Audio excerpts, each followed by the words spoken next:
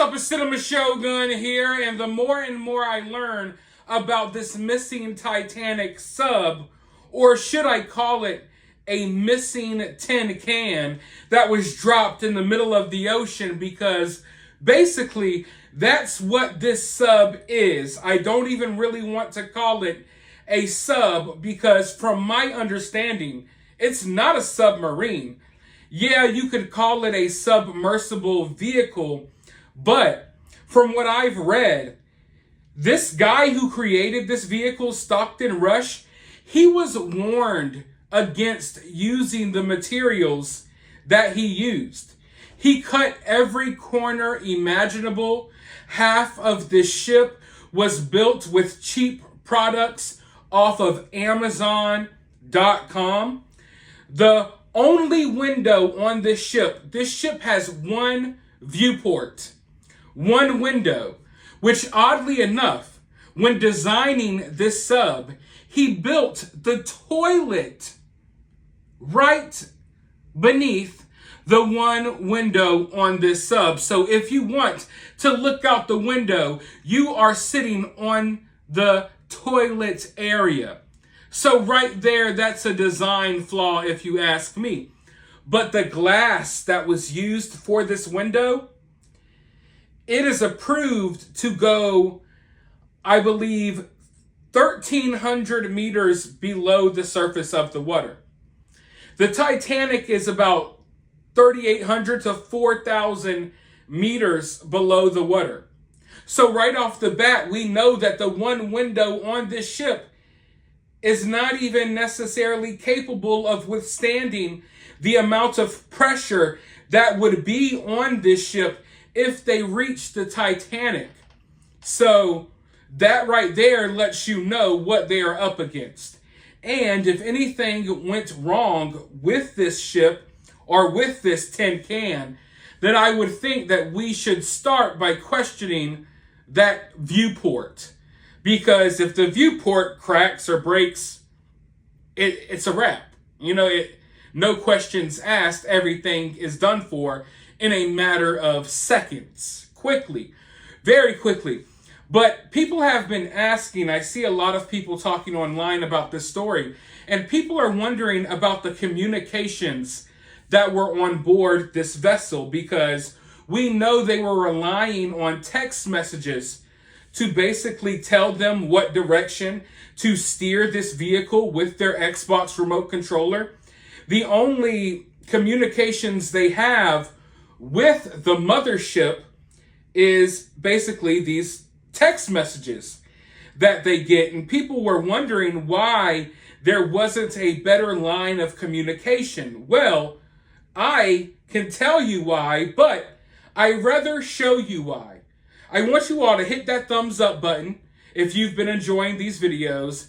And then I want you all to listen closely to this clip that I am about to play you, because Stockton Rush literally reveals the reason as to why there's not better communication devices on board this sub. And boy, oh boy, the answer, let's just go ahead and watch it. Components is the multi-beam sonar.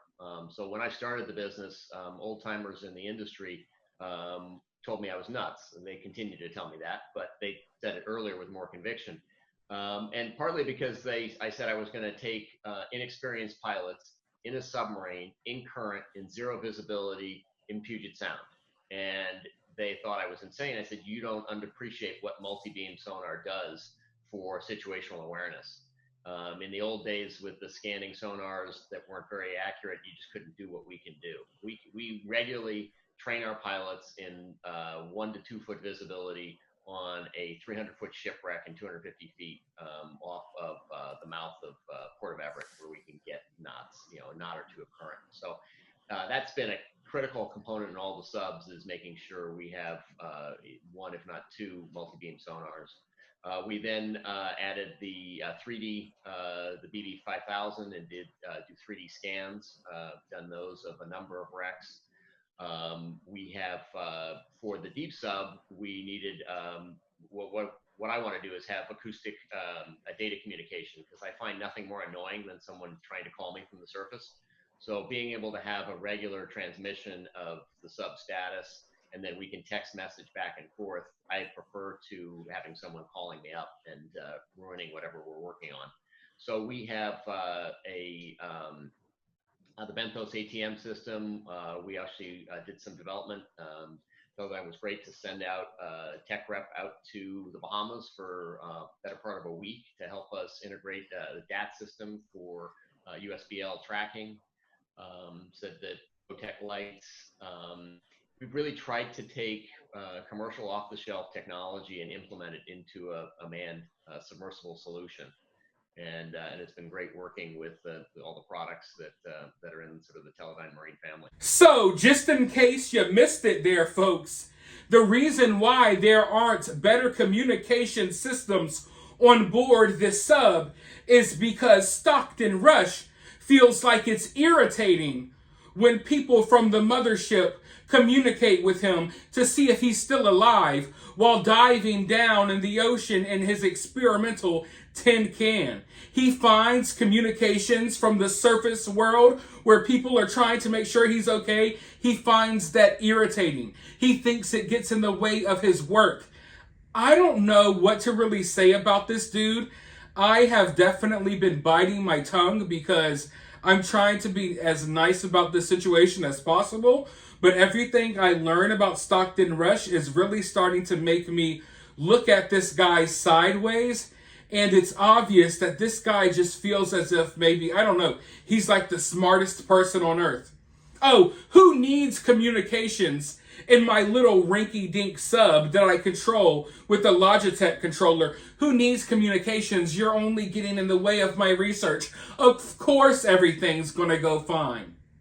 And now, we have 4 other individuals, presumably at the bottom of the ocean with only a few hours of oxygen left, and partially because this Stockton dude thought that it was unnecessary to have communication devices inside of this little unregulated, uncertified experimental sub that he is taking thousands of meters below where this vehicle should have been in the first place.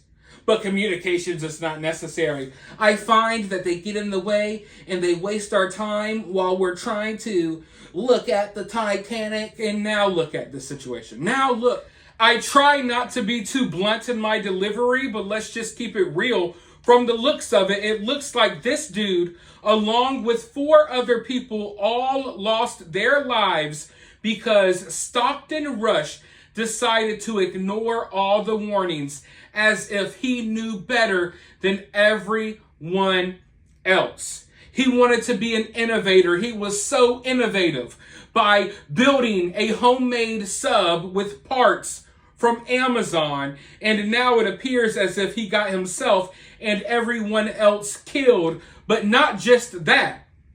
I don't know if you all watched my last video, but due to this event, this is going to mess up this whole entire field of research, this whole entire field.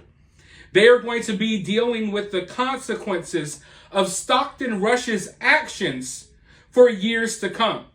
Now, people who do more responsible dives with equipment that is actually certified and has been tested, now they're going to have a harder time getting funding for their research operations. You know, Stockton Rush seemed to be so committed to his research, yet in the process, he almost ruined it, or he put a damper on it for everyone else. Everyone in this field reached out to him, trying to tell him, listen, go through the proper protocols. It may cost more money, it may take more time, but it's worth it. And they have been working for years trying to build a reputation, trying to show people that some of the vehicles they make are safe. For example, like the submersible vehicle that James Cameron went down in when filming the Titanic, even though that was years ago, The equipment he used and the sub he used is much better than this rinky-dink thing that is now missing in the ocean. I want you all to let that sink in as well. That, yeah, when you heard of people doing these deep dives and exploring, all of that equipment usually has gone through the right protocols. Usually it's certified. It's always more expensive than whatever the hell this dude threw together with Amazon parts. But yeah, he, in the process of trying to not follow the rules, thinking that breaking the rules made him this super genius that could create anything and he could defy the odds. In the process of doing this, not only has he tragically, most likely, caused the death of himself and others, but now he has, I don't want to necessarily say ruined, but he's given this whole entire field, this whole entire industry, a bad name now. And for years to come, they're going to try to be fighting off the stigma that comes along with this story. And that sucks. People who have been dedicating their lives and following the right protocols to do the same type of research that he has done will now have their future in question, all because he decided not to follow the rules. And we all see how that turned out. I want you all to let me know your thoughts about this, though, down in the comments below. While you're down there, hit the thumbs up button, hit that subscribe button, ring that notification bell, and I will talk to you all in the next video.